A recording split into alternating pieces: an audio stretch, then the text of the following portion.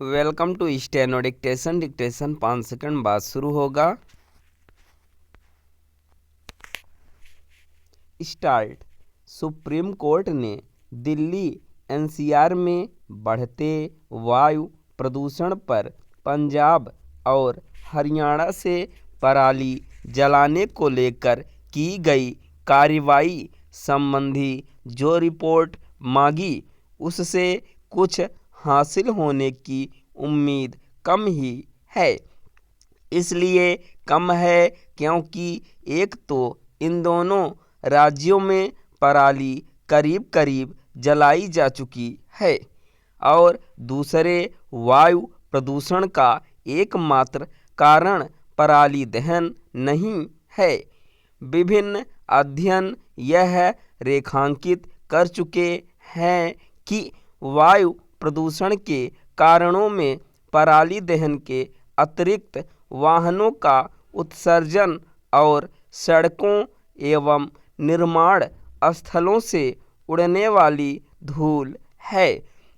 निःसंदेह पराली दहन को रोका ही जाना चाहिए, लेकिन बात तब बनेगी जब यह भी सुनिश्चित किया जाएगा कि ट्रैफिक जाम के कारण वाहनों से अतिरिक्त विषाक्त उत्सर्जन न हो सके और सड़कों एवं निर्माण स्थलों से धूल के गुबार न उड़ने पाए। वायु प्रदूषण में वाहन उत्सर्जन और धूल का योगदान पराली से भी अधिक है। बरसात में तो सड़कों एवं निर्माण स्थलों से धूल उड़नी कम हो जाती है, लेकिन वाहन उत्सर्जन बढ़ाने वाला ट्रैफिक जाम वर्ष भर की समस्या है। इसी कारण उत्तर भारत के एक बड़े हिस्से में सर्दियों के अलावा भी वायु की गुणवत्ता का स्तर खराब बना रहता है। समस्या यह है कि हवा की गुणवत्ता में तनिक सुधार आते ही प्रदूषण रोधी एजेंसियों के साथ सरकारों और सुप्रीम कोर्ट के लिए वायु प्रदूषण कोई समस्या नहीं रह जाता।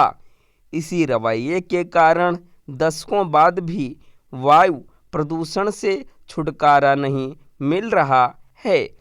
कम से कम सुप्रीम कोर्ट को तो यह समझना होगा कि वायु प्रदूषण से मुक्ति तब मिलेगी जब उससे निपटने के उपाय वर्ष भर किए जाएंगे और प्रदूषण बढ़ाने वाले सभी कारणों के निवारण पर जोर दिया जाएगा।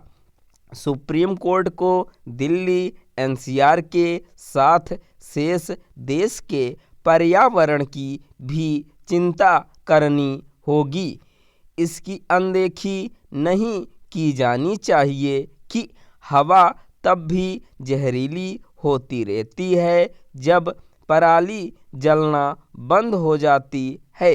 यह रवैया ठीक नहीं कि सर्दियों के आगमन पर पराली जलने की चिंता की जाए और दिवाली पर पटाखों के इस्तेमाल की। इस रवैये में सुधार के साथ यह भी समझा जाना चाहिए कि जब प्रदूषण गंभीर रूप ले लेता है तब उससे निपटने के लिए किए जाने वाले फौरी उपाय अपर्याप्त ही सिद्ध होते हैं। इसी कारण हवा की गुणवत्ता की सही स्थिति को छिपाया जाता है। उचित यह होगा कि सुप्रीम कोर्ट वायु प्रदूषण के लिए जिम्मेदार सभी कारणों के निवारण वाले उपायों पर ध्यान दे और सरकारों को इसके लिए बाध्य करे कि वे संबंधित एजेंसियों को जवाबदेह बनाएं।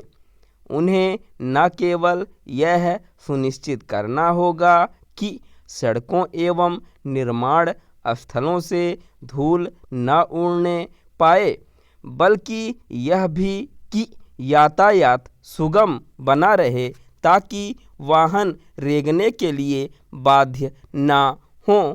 स्टॉप।